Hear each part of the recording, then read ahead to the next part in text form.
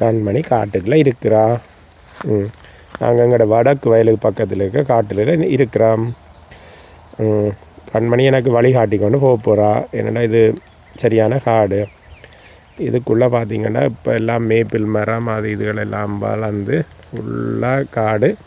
நான் இல்லாமல் போயிடாது. இதுக்குள்ளே சில கரடிகளை நிற்கிது. அப்போ கண்மணியோடு போனால் தான் கண்மணிக்கு அந்த முகர்ச்சி அதிகம். அப்போ மோந்தோண்டு போவா. வேறுங்க இந்த காது இது மூக்கு எல்லாம் எங்கே போகுதண்டு, எல்லாம் சத்தத்தில் எங்கே போகுதண்டு. நல்லா புள்ள கண்மணி பாசியாச்சு எல்லாம்.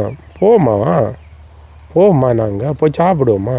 பாருங்கள் காலையில் வந்தனாங்க, இப்போ இத்தனை 2 மணி ஆச்சு. பாருங்கள் பிள்ளை இன்னும் சாப்பிடாமல, தண்ணி குடிக்காமல் இல்லை. போய் சாப்பிடுவோம்மா பிள்ளை. இவருக்கு பின்னால் போனால் நல்லது என்னென்னா, அதை நாயை வளர்க்குறது தான். என்னென்னா இதில் பார்த்தீங்கன்னா முழுக்க போன வருஷத்து சருகு எல்லாம் வந்து கொட்டி மழை பெஞ்சு அப்படியே நிலத்தோட இதாக போயிட்டு மக்கி போச்சுது.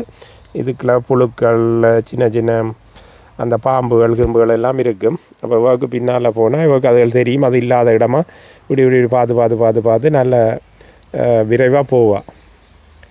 அப்போ நான் இந்த பயன்பாடுகள்ன்றது 1000. அதில் இது உண்டு.